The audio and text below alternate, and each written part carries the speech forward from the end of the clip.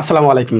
মাত্র ৩টা আর্থিক বিবরণী, পাশাপাশি বাকি যে অধ্যায়গুলো আছে প্রত্যেকটা অধ্যায় থেকে 5টা করে প্রশ্ন। সংক্ষিপ্ত প্রশ্নগুলো বলে দিচ্ছি। এখন থেকে যদি 100% প্রিপারেশন না থাকে, আমার তো 10 তারিখ, 11 তারিখ, 12 তারিখ, 13 তারিখ একটানা পরীক্ষা, তাহলে আমি কীভাবে শেষ করব? আমি কি 100% প্রিপারেশন তখন নিতে পারবো? পারবো না তো। আমাকে অঙ্কগুলো সিলেক্ট করে রাখতে হবে, বলে এই অঙ্কগুলো আমি করে গেলে ইনশাল্লাহ আমার কোনো টেনশন নাই। আমি 100 মার্কসের প্রিপারেশন নিয়ে রাখতেছি, কারণ বন্ধ নাই তো, তোমাদের রুটিনটা করাই হয়েছে এরকম। সো খুবই কেয়ারফুল। যে ম্যাথগুলো দিচ্ছি এখন থেকে মার্কিং করে রাখো, জাস্ট এক্সাম হলে গিয়েই বুঝতে পারবে কেন এগুলো গুরুত্বপূর্ণ। ইতিমধ্যে অনেকগুলো প্রশ্ন তো পরীক্ষা হয়ে যাবে যারা ভিডিওটি এখন দেখতেছো, রাইট? তার আগেই তোমরা বুঝে যাবে বলে আমার সাজেশন তোমাদের কাজে লাগে কিনা। তো চলো মূল ভিডিও স্টার্ট করি। তাহলে অধ্যায়গুলো একটু জেনে নেই। প্রথমে দেখতে পাচ্ছ হচ্ছে লেনদেন। লেনদেন থেকে কয়টা ম্যাথ করতে হয়? একটা ম্যাথ খুব ভালো মতো করে করলে, অর্থাৎ 25 থেকে 26টা লেনদেনের এন্ট্রি আছে, ওইগুলো ভালো মতো করলে প্রতি বছর ওইখান থেকে আসে, এর বাইরে কোনো এন্ট্রি নেই, মানে তোমাদের পরীক্ষার জন্য বলতেছি। এরপরে দুতরফা দাখিলা পদ্ধতি, জাস্ট দুটো ম্যাথ বা 3টা ম্যাথ করলে ইনাফ, আর ম্যাথ করতে হবে না। এরপরে মূলধন ও মুনাফাজত লেনদেন, সেম 2 থেকে 3টা। জাবেদা, সর্বমোট এখন পর্যন্ত 25 থেকে 26টা জাবেদা আসছে ঘুরিয়ে ফিরিয়ে, সকল বোর্ডে সেই 2015 থেকে 2025 পর্যন্ত সেটা দিচ্ছে। এরপর হচ্ছে কি খতিয়ান, একটা খতিয়ান করলে হয়। এই যে আমি যে 25 থেকে 26টা জাবেদা করব, তার আলোকে আমি শুধু একটা খতিয়ান করব, ইনাফ।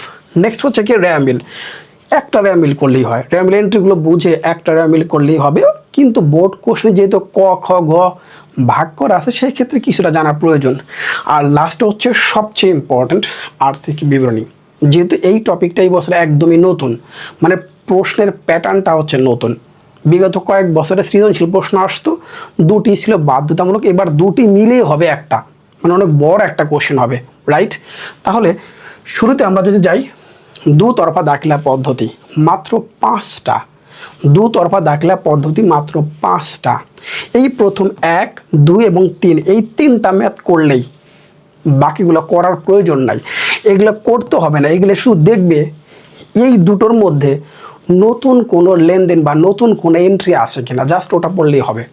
তুমি খাতায় এক্স্যাক্টলি এই 3টা করো, খাতায় এক্স্যাক্টলি 3টা করে ফেলো, আর বাকি দুটো শুধু রিডিং পড়ে রাখো, বলে এখানে নতুন কি এন্ট্রি আছে, নাথিং এলস, হয়ে যাবে। ওকে, পরে যে অধ্যায়টা আছে মূলধন ও মুনাফা জাতীয় লেনদেন, এখানেও সেম প্রসেস। তুমি প্রথমে এই দুটি ম্যাথ করে ফেলো, আর বাকি দুটো ম্যাথ, মাত্র এখানে 4টা, বাকি দুটো ম্যাথ দেখো এখানে নতুন কোনো এন্ট্রি আছে কিনা, নতুন সৃজনশীল ক এবং গ নাম্বারে কি প্রশ্ন দিয়েছে জানলেই কিন্তু হবে। জাস্ট এই 4টা প্রশ্ন, ওইখানে 5টা, এখানে হচ্ছে 4টা, একটা কমই হয়ে গেল।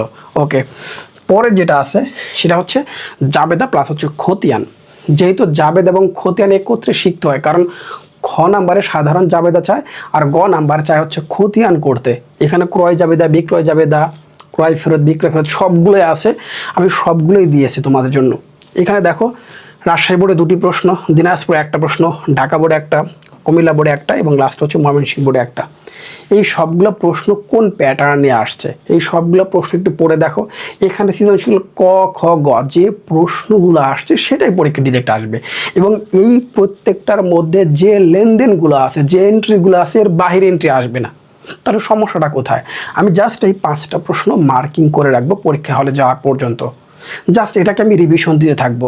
এক্সট্রা পরে সময় নষ্ট করার প্রয়োজন নাই, বরং এমসিকিউ এবং সংক্ষিপ্ত প্রশ্নের উপরে গুরুত্বটা বাড়াই দেওয়া প্রয়োজন। ওকে, আচ্ছা আমরা পরের কোশ্চেনটা চলে যাচ্ছি। এবার আসে হচ্ছে কি লেনদেন। লেনদেন আছে কি দেখো, সিলেট বোর্ডের একটা প্রশ্ন, দিনাজপুর বোর্ডের একটা প্রশ্ন, ঢাকা বোর্ডের হচ্ছে একটা প্রশ্ন, এবং যশোর এবং হচ্ছে আর একটা ঢাকা বোর্ডের 22-এর, এই মোট 5টা প্রশ্ন। জাস্ট 2টি প্রশ্ন খাতায় করে ফেলো, আর বাকি যে 3টা প্রশ্ন আছে, এই 3টা প্রশ্ন আগের কথাগুলো রিপিট, এন্ট্রিগুলো দেখে নাও, নতুন কি এন্ট্রি আসো, নতুন 2 থেকে 3টা নতুন এন্ট্রি আসতে পারে, আর বাকি সবগুলো আগেরগুলো তুমি রিভিশন দিয়ে ফেলেছো। দ্যাটস ইট, জাস্ট এই 5টি পড়ো, এর বাইরে করার প্রয়োজন নাই, লাগবে না শিওর। নেক্সট র্যামিল। র্যামিলে প্রথমে এই 2টি প্রশ্ন এবং এইটা করো, 3টা করো।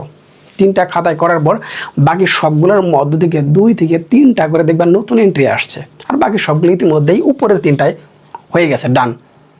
আমার শুধু ক, খ এবং গ এই প্রশ্নের মধ্যে কোন প্রশ্নগুলো আমি এইখানে নতুন পেলাম সেটা পড়তে পারি। এই 3টা করার পর নিচেরগুলো নতুন কোনো এন্ট্রি আমি পাবোই না। ওকে, আচ্ছা, তারপরে দেখি আর্থিক বিবরণী, খুবই গুরুত্বপূর্ণ। 3টা আর্থিক বিবরণী, আইডাল স্কুল, রেসিডেন্সিয়াল এবং শামসুল হক খান স্কুল অ্যান্ড কলেজ।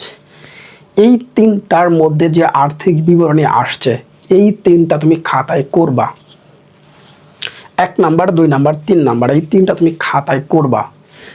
4, 5, 6, 7 এই বাকি 4টা কোশ্চেনের মধ্যে নতুন সমন্বয় কি আসছে, এই 4টার মধ্যে নতুন সমন্বয়গুলো আমি কি পেলাম সেটা একটু দেখব। এই 4টার মধ্যে নতুন এন্ট্রি কি আছে সেটার উত্তর সহ একবার দেখে নেব, করার প্রয়োজন নয়। জাস্ট উপরে 3টা খাতায় তুমি প্র্যাকটিস করো। এখন যদি বলো টেস্ট পেপার নাই, দুঃখজনক, টেস্ট পেপার থাকাটা বাধ্যতামূলক। অন্য সাবজেক্টের ক্ষেত্রে কিন্তু বলি নাই, বাট এইটাই থাকাটা বাধ্যতামূলক, কারণ এই প্রশ্নগুলো নতুন আঙ্গিকে করা হয়েছে। তোমার মূল বইয়ে এমন কোনো কোশ্চেন নেই যেটা থেকে আমি 100% প্রিপারেশন নিয়ে যাব, নাই।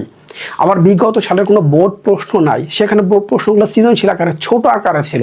আমার অনেক বড় কোশ্চেনগুলো দরকার, এন্ট্রিগুলো শেখা প্রয়োজন। এখানে তাই দেয়া আছে।